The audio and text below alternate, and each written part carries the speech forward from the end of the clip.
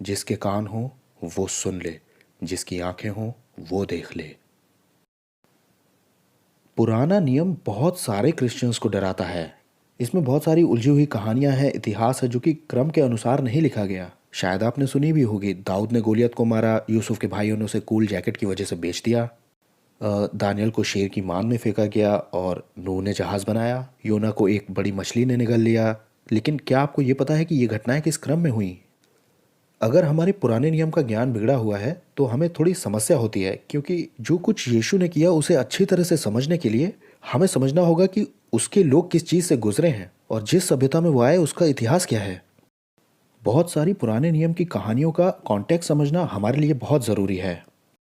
इस वीडियो में हम एक सफ़र पर चलेंगे जो पुराने नियम की सारी कहानियों पर नज़र करेगा, ताकि अगली बार जब आप बाइबल को उठाएं और यशाया या निर्गमन या नहम्याह खुल जाए तो आपको कम से कम ये पता हो कि इस बड़ी तस्वीर में ये कहानी कहाँ सेट होती है।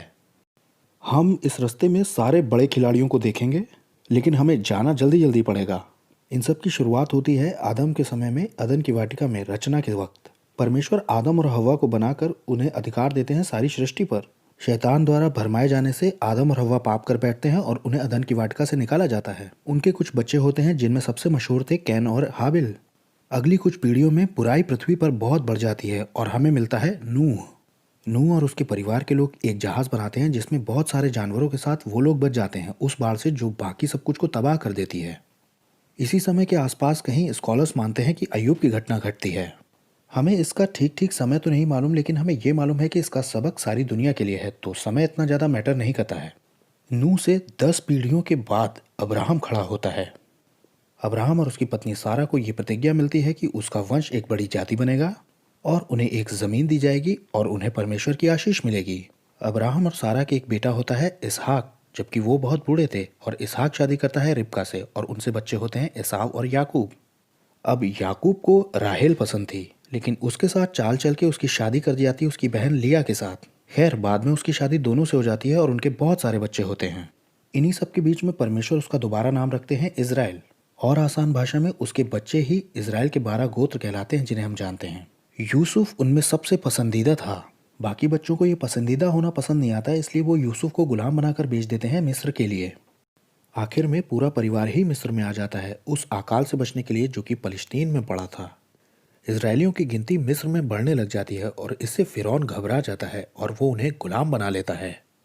तब मूसा खड़ा होता है और वहाँ 10 विपत्तियां पड़ती हैं और इजरायली लाल समुंदर पार करके बच जाते हैं, और वहाँ से वो आते हैं सिनै पहाड़ के पास जहाँ उन्हें व्यवस्था दी जाती है और 10 हुक्म भी मिलते हैं। लेकिन वो परमेश्वर के विरुद्ध पाप करते हैं, इसलिए वो 40 साल तक भटकते रहते हैं उस रेगिस्तान में। इसी समय में लय व्यवस्था, गिनती और व्यवस्था विवरण की किताबें आती हैं।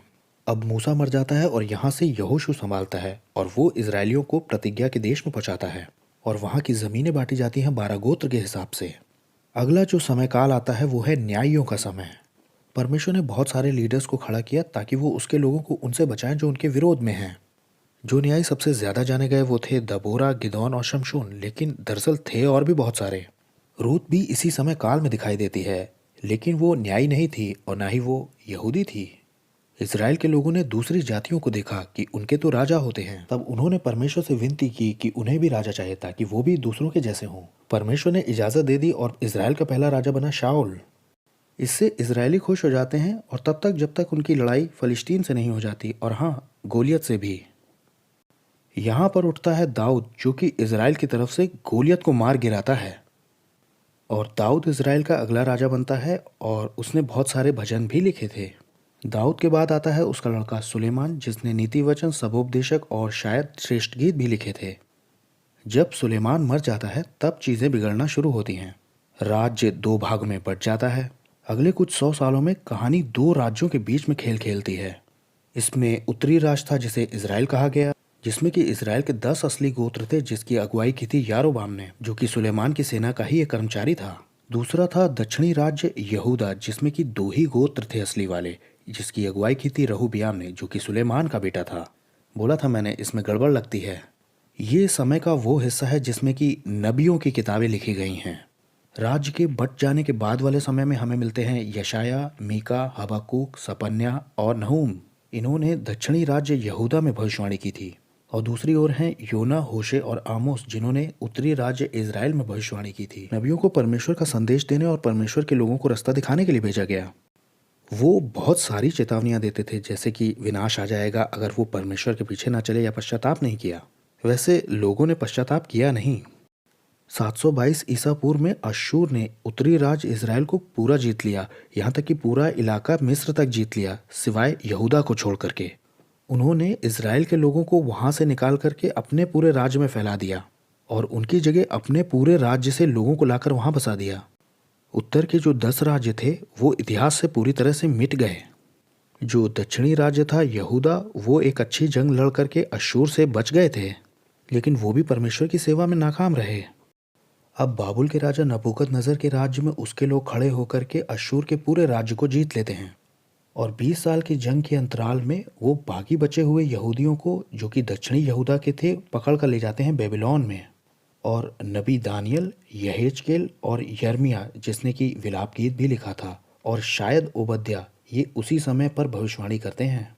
और आगे आने वाले 50 सालों में भी यहूदी बाबुल में ही रहते हैं, बाबुल की बंधुआई में। और फिर उठता है फारस।